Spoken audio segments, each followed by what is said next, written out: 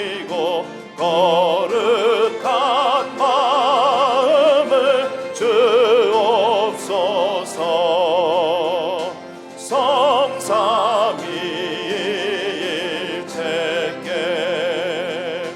한없는 찬송을 드립니다. 존귀한 주님을 영광 중배옵고 영원히 모시게 하옵소서. 보혈을 지나 하나님 품으로, 보혈을 지나 아버지 품으로, 보혈을 지나 하나님 품으로 한 걸음씩 나가네. 보혈을 지나 하나님 품으로, 보혈을 지나 아버지 품으로, 보혈을 지나 하나님 품으로 한 걸음씩 나가네. 존귀한 주 보혈이 내 영을 새롭게 하시네. 존귀한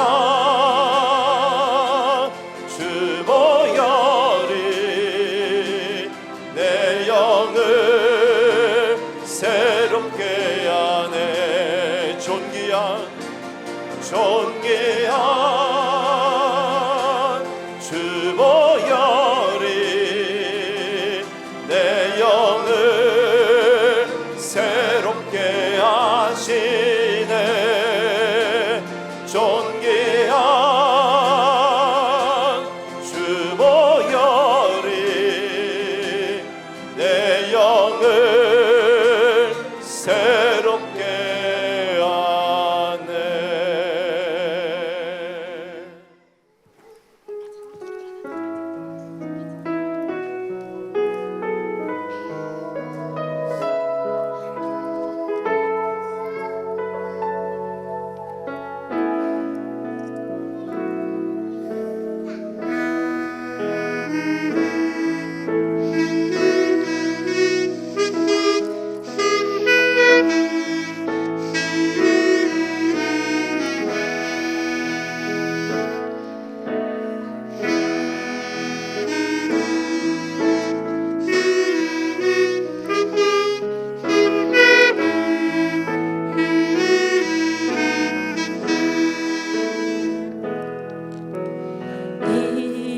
이곳에 생명샘 솟아나 눈물 고짝 지나갈 때에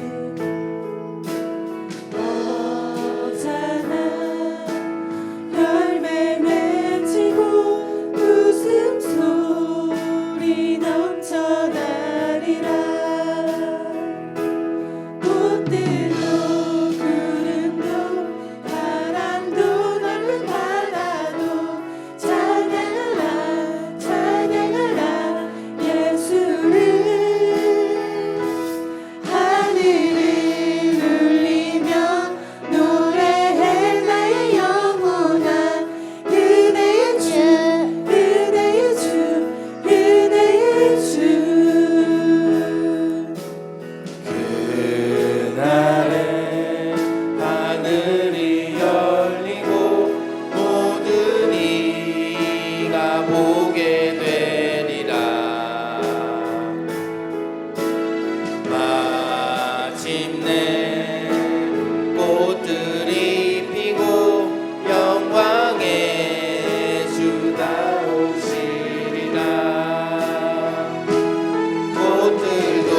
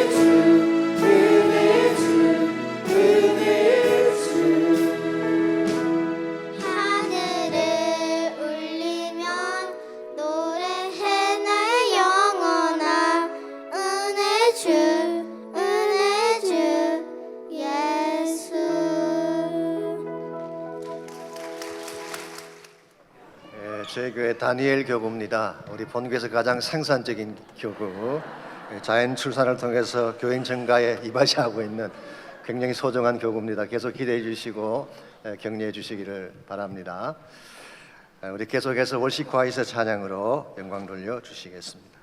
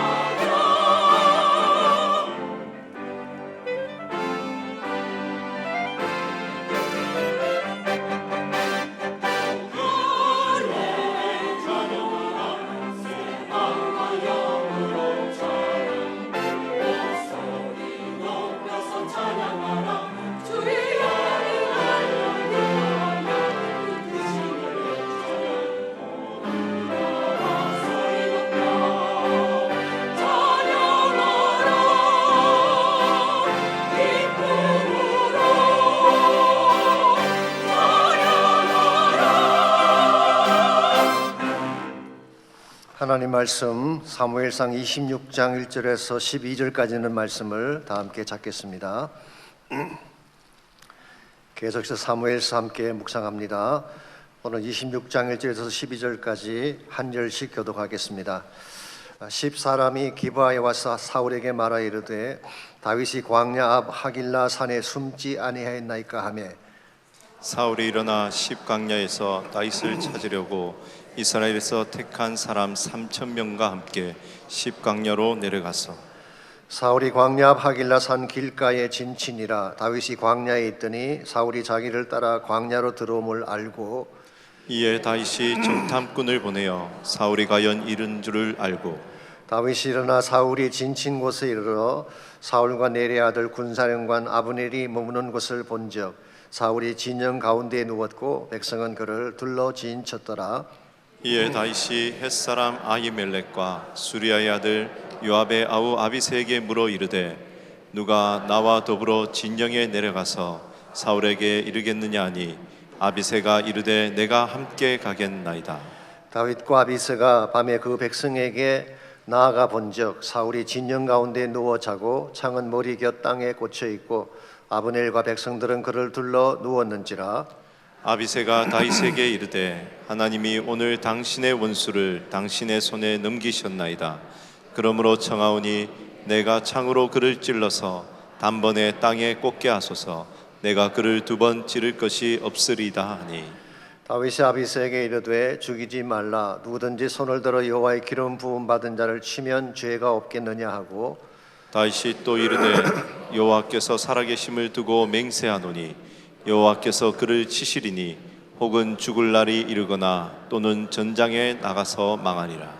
내가 손을 들어 여호와의 기름 부음 받은 자를 치는 것을 여호와께서 금하시나니 너는 그의 머리 곁에 있는 창과 물병만 가지고 가자 하고 다윗이 사울의 머리 곁에서 창과 물병을 가지고 떠나가되 아무도 보거나 눈치채지 못하고 깨어있는 사람도 없었으니 이는 여호와께서 그들을 깊이 잠들게 하셨으므로 그들이 다 잠들어 있었기 때문이었더라.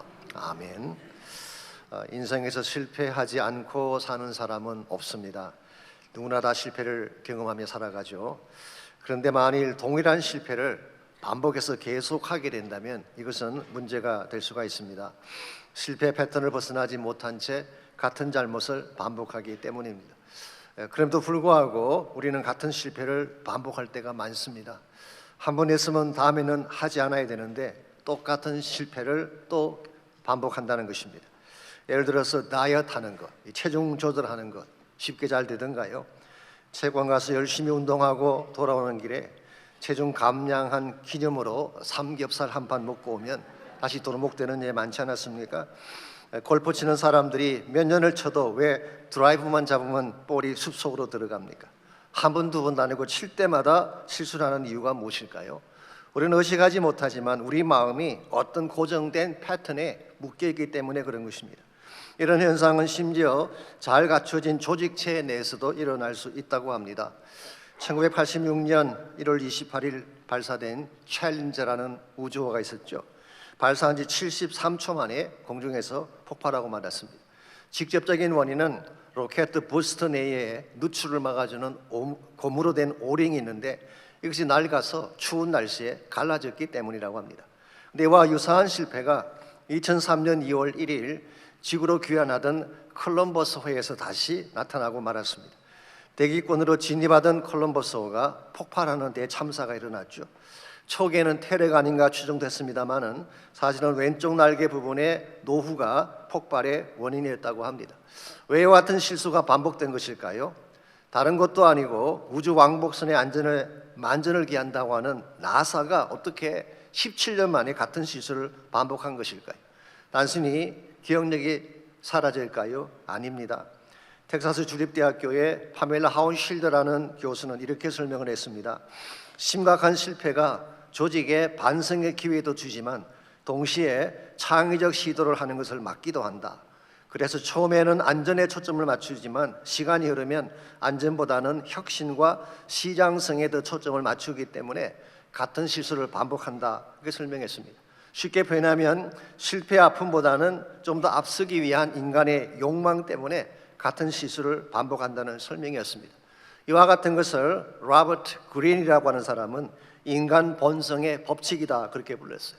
이게 사실 우리의 책 제목입니다만은 일반적으로 사람이 무엇을 선택을 할 때 그것이 배우자이건 직장이나 사업터이건 객관적인 논리를 따라 결정한다고 생각을 하지만 실제는 그렇지 않대요. 사실은 자기 내면 속에 있는 더 근본적인 본성이 그것을 결정한다는 것입니다. 예컨대 마음속에 있는 야망이나 어릴 때 새겨진 상처나 열등감 같은 것이 무엇을 결정할 때에 그 선택에 가장 중요한 영향을 끼친다는 것입니다. 좀 더 어려운 용어로 이것을 표현하면은 인지 편향이라고 합니다. Cognitive bias라고 부르는데요. 이미 고착화된 인식을 가지고 모든 것을 보기 때문에 그 틀을 벗어나지 못하는 것입니다. 그래서 해서는 안 되는 줄 알면서도 또 같은 일을 행하고 이 길을 선택하면 넘어진다는 것을 알면서도 또 그 길을 가는 이 반복적인 성향이 주어진다는 설명이었습니다. 일리가 있는 설명이죠. 아마도 로버트 그린이 유태인이었기 때문에 인간 내면의 악함을 들여다보고 이런 설명을 한 것 같습니다. 그러나 성경은 이것을 좀 더 분명한 단어로 설명해주고 있죠. 그 단어가 죄라고 하는 단어입니다. 성경에 의하면 모든 인간은 sinful nature를 가지고 있는데 이것이 바로 하나님을 떠난 인간의 본성이죠. 우리 모두에게 죄성을 가지고 있기 때문에 죄의 본성이 있기 때문에 우리는 같은 실수를 반복하게 되고 죄라고 하는 늪에서 빠져나올 수가 없는 것입니다. 그러므로 이 반복되는 실패의 사슬을 끊고 죄로부터 자유케 되기를 원한다면 다시 하나님께로 돌아가야 되는 것입니다. 돌아가되 어설프게 대충 돌아가는 것이 아니라 철저하게 돌아갈 때에 우리 심령 속에 있는 죄의 사슬이 끊어지게 되고 새로운 차원의 삶을 시작할 수 있는 것입니다. maybe 여러분과 제 삶 가운데도 반복되는 실수나 잘못이 있을 것입니다.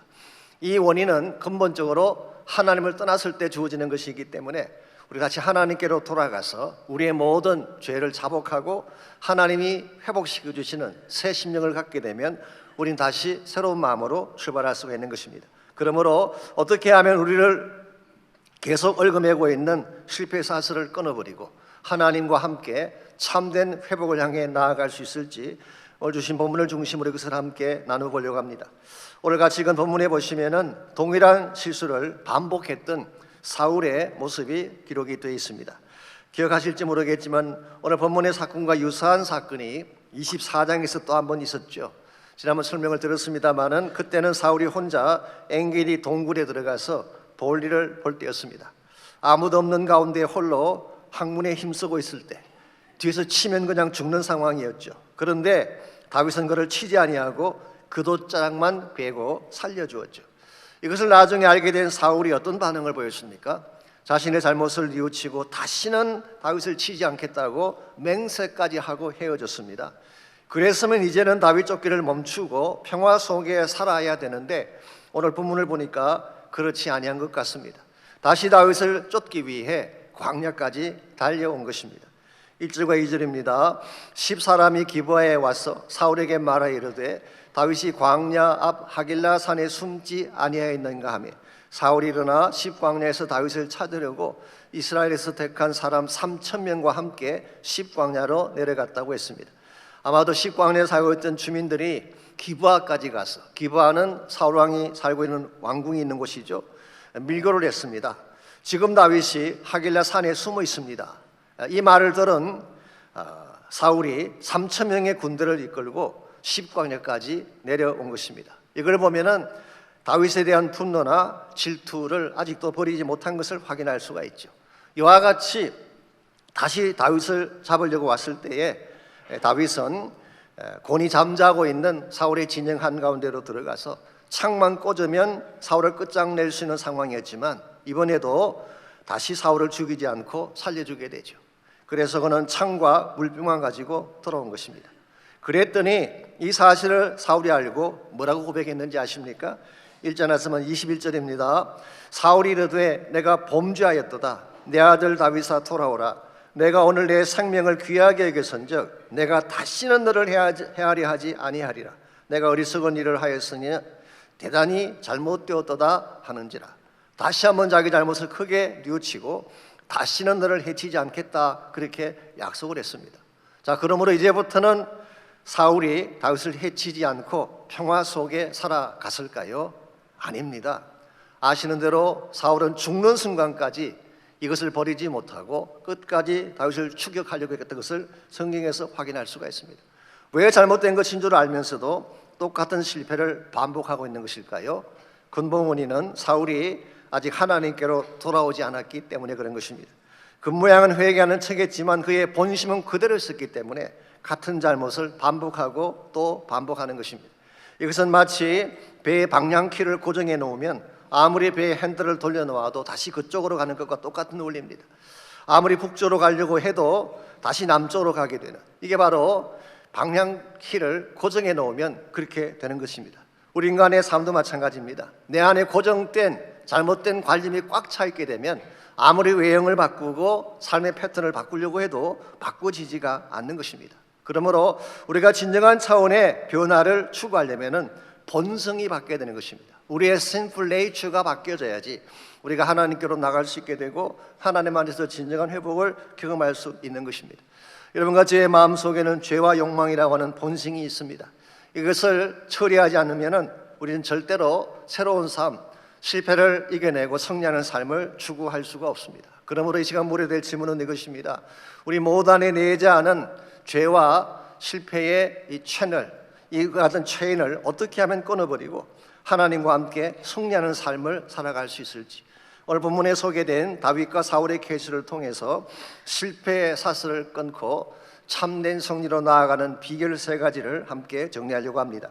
첫 번째로 실패의 사슬을 끊고 참된 승리를 이루려면 바른 전략이 필요합니다. 바른 전략. 여기서 전략이라고 하는 것은 영적인 전략이라는 것이 더 옳은 표현일 것입니다. 즉 하나님께로 나아갔을 때에 하나님께서 우리에게 주시는 승리의 비결을 말하는 것입니다. 하나님 우리에게 주는 승리의 비결이 참 많은데 그중에 대표적인 것이 기도의 전략이죠. 다윗은 무슨 일을 하든지 항상 하나님께 먼저 여쭤보고 했습니다. 그때마다 하나님께서 지혜도 주시고 바른 길도 열어주셨죠. 그런데 사울에게는 이런 것이 없었습니다. 자신이 결정하면 그게 파이널이에요. 심지어는 하나님이 하지 말라고 하신 것도 자신이 원하면 자행했던 것이 사울이었습니다. 그러므로 지금 이 사울의 마음속에는 하나님이 주시는 지혜나 전략이 존재할 수가 없습니다. 그래서인지 모르지만 오늘 본문을 보시게 되면 이와 같은 사울의 성향을 잘 반영해 주는 행동 하나가 오늘 본문에 기록이 되어 있습니다. 3절입니다. 사울이 광야 앞 하길라 산 길가에 진친이라.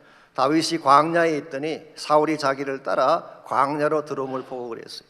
이 말씀에 의하면 사울이 어디에 진을 쳤다고 했나요? 하길라 산 길가에 진을 쳤다. 이 길가라고 하는 것은 예루살렘에서 네게브 지역으로 내려가는 큰 길을 말하는 것입니다. 이건 오픈 스페이스예요. 누구나 다 액세스할 수 있는 오픈 스페이스에 그는 진을 친 것입니다. 왜 하고 많은 지형 중에 이와 같은 길가에 진을 쳤을까요?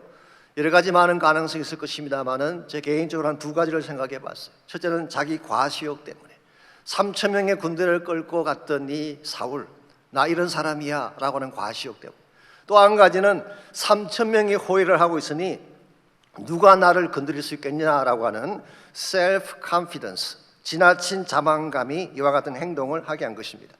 일반적으로 과시욕과 자기중심적인 자만감이라고 하는 것은 하나님 없는 사람들이 택하는 전형적인 전략이라고 할 수가 있습니다. 자, 하나님이 없이 3천 명의 군대가 지키고 있으면 과연 사울의 모습이 안전할 수가 있을까요? 아닙니다. 3천 명이 지키고 있어도 얼마든지 뚫릴 수 있는 것이 인간의 진영이에요. 아니나 다를까 5절 말씀 계속 보겠습니다. 다윗이 일어나서 사울이 진친 곳에 이르러 사울과 내레 아들 군사령관 아브넬이 머무는 곳을 본적 사울이 진영 가운데 누웠고 백성은 그를 둘러 진을 쳤다고 했습니다. 이게 보았다는 표현이 나오는데 이것은 정확하게 말하면 위에서 내려다 보았다, 그런 의미입니다. 지형상 지금 다윗은 하길라 산 위에 있죠. 그리고 사울의 진영은 산 밑 길가에 진을 치고 있습니다. 그러므로 산 위에서 내려다 보니까 그 진영 안이 다 보이는 것입니다. 사울은 다윗을 볼 수가 없지만 다윗은 산 위에서 사울의 일거수일투족을 다 관찰할 수가 있었어요. 보았더니 그가 누워 있고 주변에 군사들이 진을 치고 있는 사실이 보이게 된 것입니다. 이런 상황에서 전쟁을 하게 된다면 누가 이길까요? 당연히 적군의 동태를 훤히 보고 있는 다윗이 이길 수밖에 없는 것입니다. 그래서 우리가 이미 알고 있는 것처럼 사울은 자칫 자신의 목숨을 잃어버릴 수 있는 위기까지 가게 된 것입니다. 여러분, 자신이 가진 군사력이나 세상적 전략이 승리를 가져온다고 확신하지만 그렇지 않습니다. 하나님이 도와주지 않으면 누구도 승리를 장담할 수가 없는 거예요. 여러분이 잘 아시는 워털루 전투라는 것이 있지 않습니까?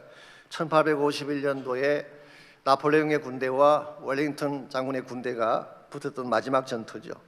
그 당시 기록을 보게 되면요, 사실은 전쟁 초기에는 나폴레옹의 프랑스 군대가 훨씬 더 유리했다고 합니다. 숫자도 더 많았고 위치도 더 좋은 위치에 있었어요. 그랬는데 결정적인 전투를 하기 전날 밤, 그게 6월 17일 밤입니다. 18일이 전쟁을 벌이는 날인데 6월 17일 밤에 그 지역에 비가 쏟아졌어요. 그래서 땅이 진흙밭이, 질퍽질퍽한 진흙밭이 되고 만 것입니다. 아시겠지만 나폴레옹 군대의 장점이 뭡니까? 포병 아닙니까? 포를 옮길 수가 없는 것입니다. 그래서 할 수 없이 6월 18일 아침이 밝았지만 전쟁을 시작하지 못하고 4시간을 지체한 후에 전쟁을 시작했더니 too late.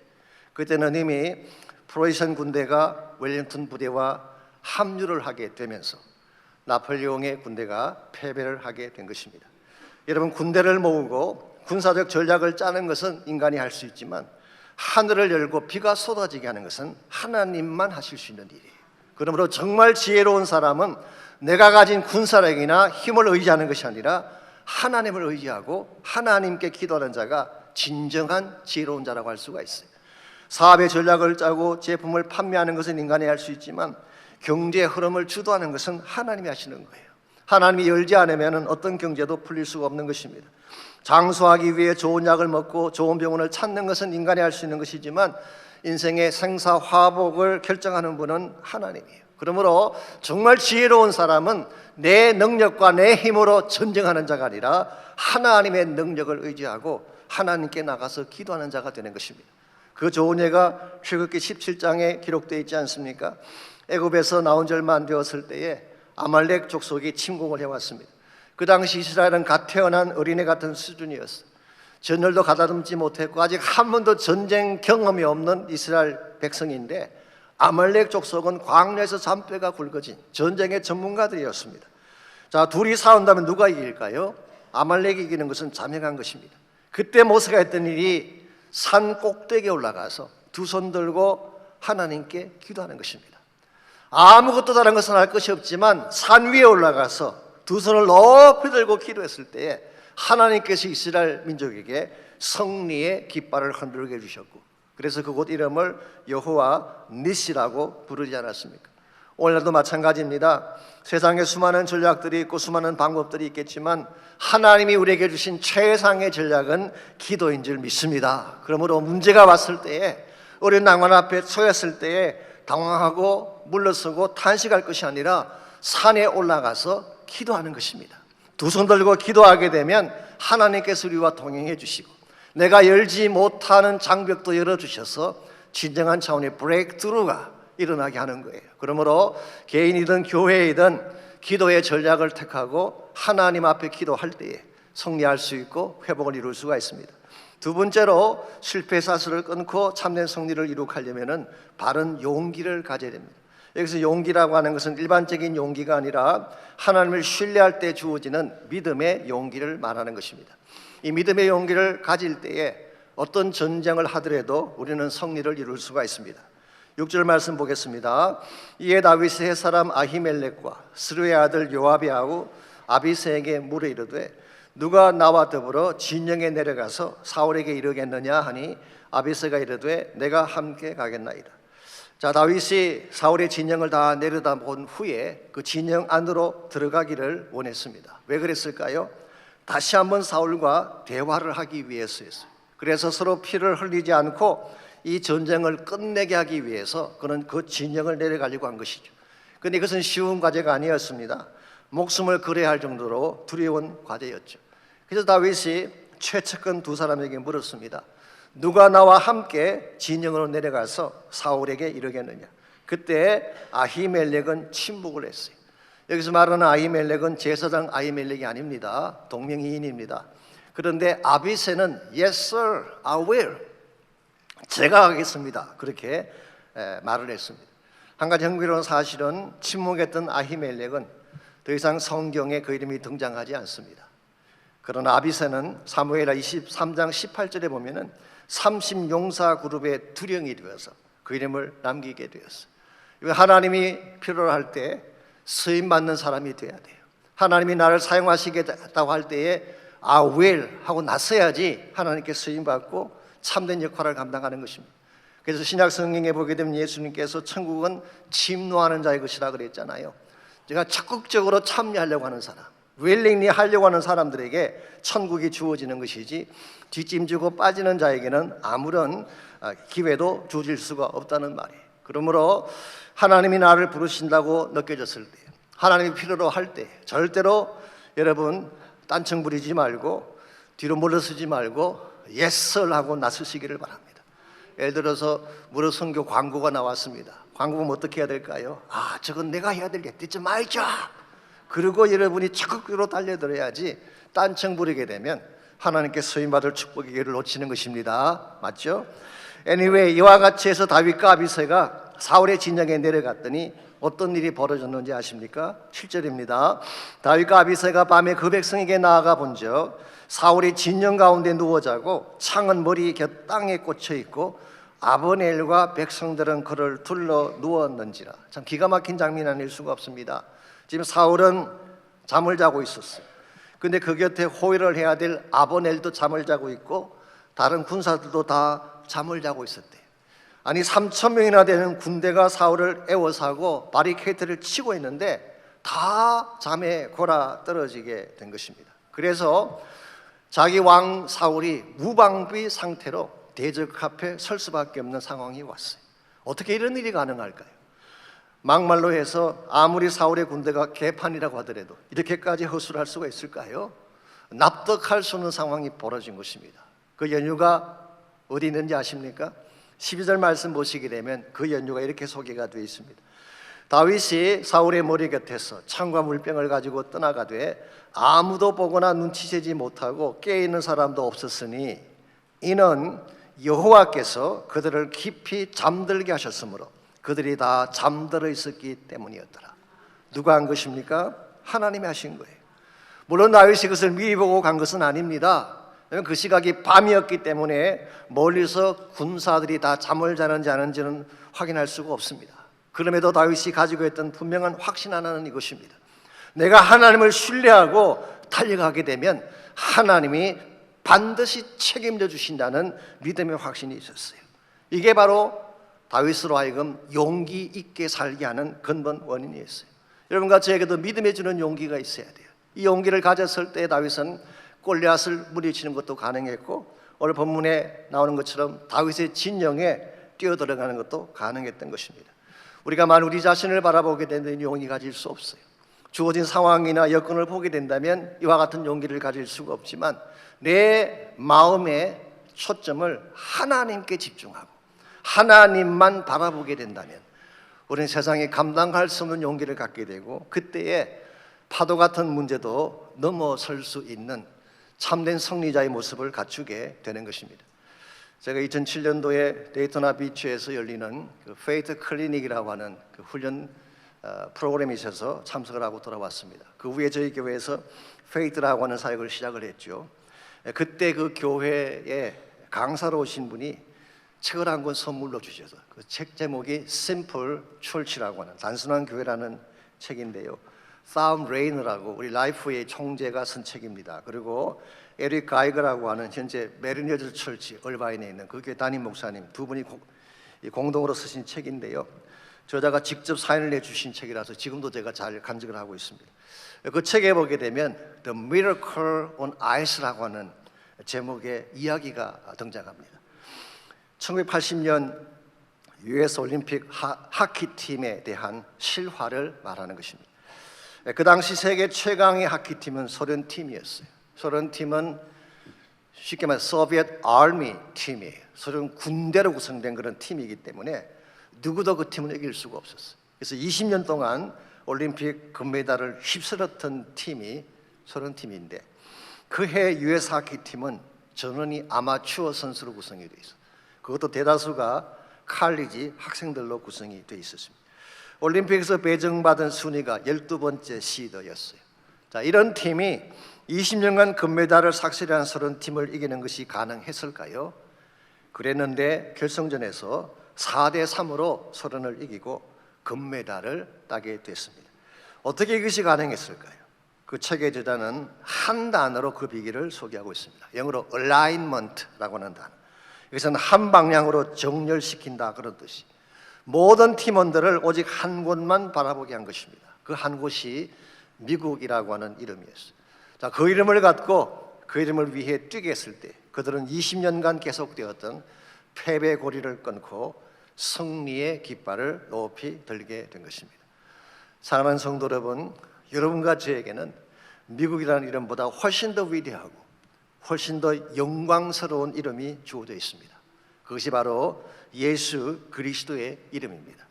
그 이름을 걸고 그 이름의 권세로 달려간다면 어떤 장벽도 우리를 가로막을 수가 있고 어떠한 사슬도 우리를 묶을 수 없고 우리는 반드시 승리하게 되는 것입니다. 실제로 초대교회가 그렇게 하지 않았습니까? 그들이 가진 것은 아무것도 없었어요. 재력도 없었고 권세도 없었고 세상적인 힘이나 파워가 없었어요. 그러나 초대교회 성도들에게는 나사렛 예수 그리스도라는 이름이 있었어요. 그 이름의 권세로 그들은 기적을 행했습니다. 그 이름의 권세로 날 때부터 안전병이 된 사람을 일으켰어요. 그 이름의 권세로 감옥의 사슬을 끊고 뛰어나왔어요. 그 이름의 권세로 세상 최강의 제국인 로마 제국을 뛰었고 하나님 나라를 선포했습니다. 오늘 이 시대에 여러분이나 현대교회가 정말 가져야 될 권세가 있다면 이 이름의 권세인 줄 믿습니다. 이 믿음을 가질 때에 용기가 생기는 것입니다. 코로나가 우리를 움츠리게 만들었지만 이름의 권세를 가진 자는 절대로 코로나에게 밀려나지 않습니다. 그 이름의 권세를 가지고 이겨내게 되는 것입니다.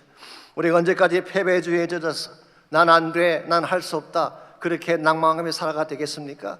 이제는 예수님의 이름의 권세를 가지고 선포하며 달려나가시기를 바랍니다. 선포하며 기도하면 하나님께서 장벽도 뚫어주시고 진정한 차원의 브레이크드루로 일으켜 주셔서 내 육신을 묶고 있는 모든 것들, 또 불필요한 모든 어려운 장벽들을 다 해결해 주셔서 회복으로 나아가게 하시는 거예요. 그러므로 여러분과 제가 실패의 사슬을 끊고 진정한 차원에서 승리를 이룩하려면 1차적으로는 하나님이 주시는 바른 전략, 기도의 전략을 사용해야 됩니다. 힘들고 어려울 때에 혼자 고민하지 말고 기도의 산으로 올라가서 두 손 들고 기도하시기를 바랍니다. 두 번째로 바른 믿음의 용기를 가져야 됩니다. 하나님을 신뢰하고 달려가는 용기, 이게 분명할 때에 어떠한 대적도 우리를 막아설 수가 없는 것입니다. 마지막 세 번째로 실패의 사슬을 끊고 참된 승리를 이루려면 바른 영성을 가져야 됩니다. 즉 하나님을 경외하고 그분께 나의 전심을 드릴 때에 하나님이 우리 삶을 새롭게 만드신다, 그런 뜻입니다. 오늘 본문에 나타난 다윗과 사울의 모습을 보게 되면요, 이 두 사람 사이의 가장 큰 차이점이 무엇일까요? 외모가 아닙니다. 객관적인 능력이 아니죠. 둘 다 유능한 장군이었고 외모도 잘생긴 사람들이었어요. 사울과 다윗을 갈라놓았던 가장 큰 차이점은 하나님을 경외하느냐 경외하지 않느냐, 그 차이점이었어요. 말씀드린 것처럼 다윗은 항상 하나님을 경외하며 살았어요. 무슨 일을 행하든지 자기 마음대로 하지 아니하고 하나님의 뜻을 따라 행하기를 원했던 것이 다윗이었어요. 오늘 본문의 경우도 마찬가지죠. 정말 그 다윗과 아비새가 사울의 진영에 들어갔을 때에 모든 자가 다 잠을 자고 있고 사울 본인도 쿨쿨 잠만 자고 있었어요. 무방비 상태입니다. 그때 창으로 찔려서 단번에 땅에 꽂기만 하면 사울의 생애는 끝나는 것입니다. 그러나 다윗은 아비새로 하여금 일을 하지 못하도록 만류했어요. 왜 그랬을까요? 하나님께서 기름 부은 자를 치는 것은 하나님이 금하시는 것이기 때문이라고 했어요. 다른 말로 표현하면 하나님을 경외했기 때문에 사울에게 손을 대지 않은 것입니다. 사실은 이것이 다윗이 가지고 있던 가장 큰 장점이었어요.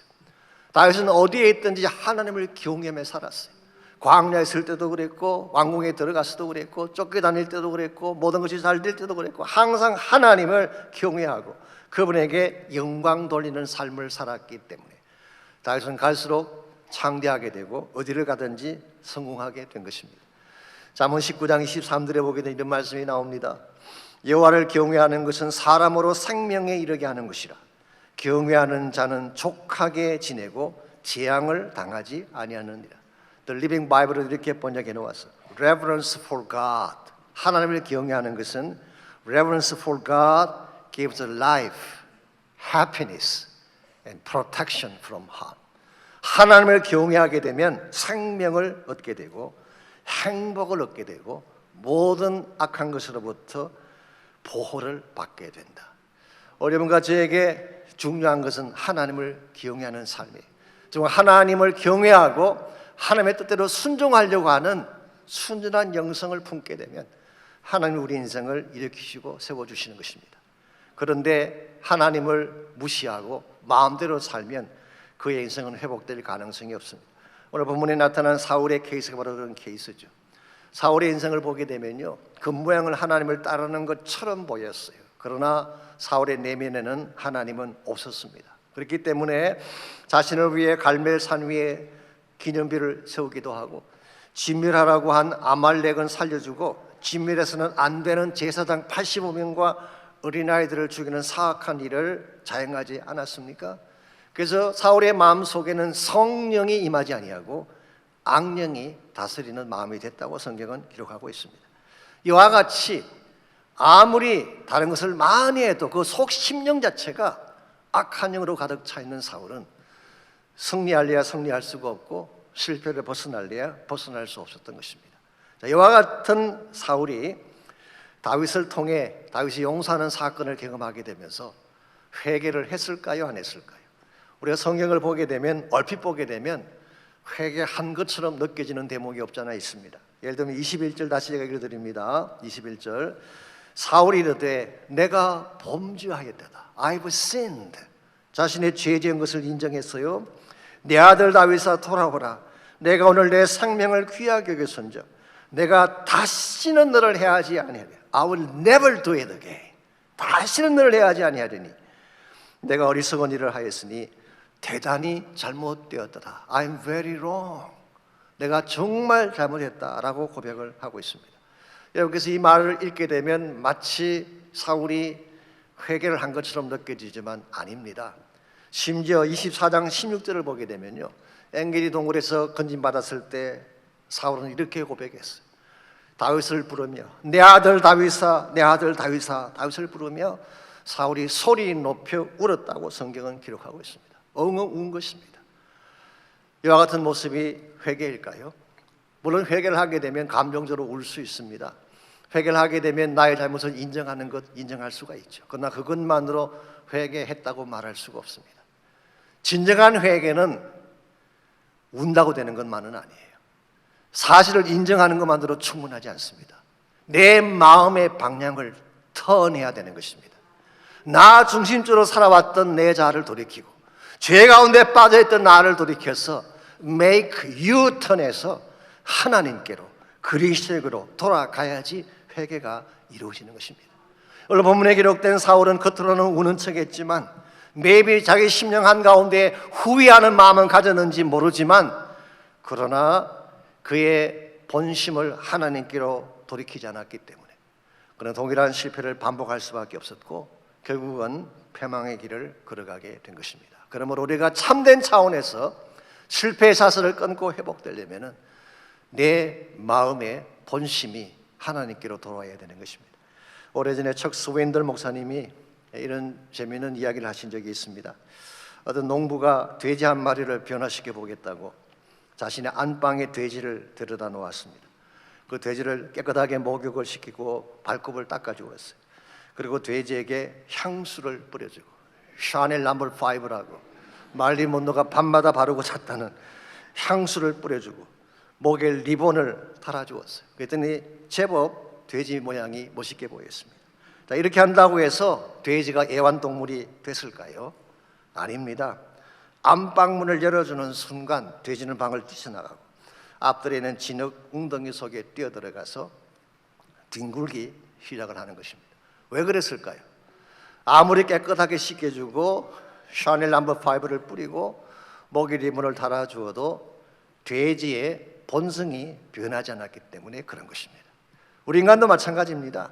우리가 아무리 겉모양을 잘 꾸미고 좋은 옷을 갈아입는다고 하더라도 아무리 향기 나는 향수를 뿌린다고 하더라도 내 마음의 근본이 하나님께로 돌아오지 아니하면 우리 본성이 변하지 아니하면 똑같은 죄를 반복하게 되고 죄의 웅덩이를 벗어날 수 없게 되는 것입니다. 그러므로 우리가 진정한 차원에서의 정말 회복을 원한다면 나의 죄의 사슬을 끊어야 되는데 이 죄의 사슬을 끊을 힘은 우리 자신에게 없습니다. 오직 예수 그리스도에게 있는 것입니다. 예수님만이 나의 심령 속에는 죄의 근본을 잘라낼 수 있는 분이고 나의 모든 죄를 깨끗하게 씻어낼 수 있는 유일한 분이기 때문에 우리 모두가 예수님께로 돌아가서 십자가 은혜를 붙잡고 그분의 보혈의 피부름을 받고 내 마음을 정결케 할 때 우리 심령이 변화되어지고 우리 삶의 디렉션이 바뀌어지게 되는 것입니다. 그때 우리 삶의 모든 것들이 회복되기 시작하고 풀려지기 시작하고 반복되던 죄의 사슬을 끊고 참된 승리를 향해 나갈 수 있게 되는 것입니다. 사랑하는 성도 여러분, 인생의 키는 결국 하나님이에요. 이 God factor, 이것이 우리의 모든 성공과 실패를 결정하는 키 팩터가 되는 것입니다. 아무리 많은 것을 가지고 있어도 하나님 떠나가면 아름다운 인생 살 수 없습니다. 그러나 가진 것이 없고 부족해도 주께로 나가게 되면 하나님 우리 앞길을 열어주시고 우리 앞길에 새로운 생명과 축복의 열매를 맺도록 도와주시는 것입니다. 그러므로 우리에게 정녕 필요한 것은 나를 구원하시고 나를 새롭게 하셔서 하나님 사람답게 만드실 예수 그리스도가 필요합니다. 오늘 이 아침 여러분 가져가 기도하는 가운데에 이 주님께로 나오는 시간이 있기를 바랍니다. 솔직히 사울만 죄인인가요? 아닙니다. 다윗도 죄인이었어요. 여러분과 저도 동일한 죄인이었어요. 우리 모두는 다 죄인이고 죄 가운데 살아왔던 더럽고 누추한 존재들이었습니다. 우리 힘만으로 우리는 절대로 우리를 회복시킬 능력이 없어요. 그러므로 이 시간 우리 모두가 예수님께 나아가서 주님의 십자가를 붙잡고 예수의 보혈로 나를 정결케 해달라고 기도하는 시간이 있기를 바랍니다. 내 주의 보혈을 정하고 정하다 내 죄를 정케 하신 주 날로 하신다. 약하고 죄도 약하고 주해도 주께로 나가면 힘 주시고 내 주함을 보시서 우리 달라서 주시네. 찬양합니다. 내가 주께로 내가 주께로 지금 가오니 십자가의 보혈로 날 씻어 주소서. 날로라 하심은 날로라 하심은 온전한 믿음과 또 사랑함과 평안함 다 주려 함이라. 피가 마음속에 그 피가 맘속에 큰 증거 됩니다. 내 기도 소리 들으사 아노라. 다시 한번 선포합니다.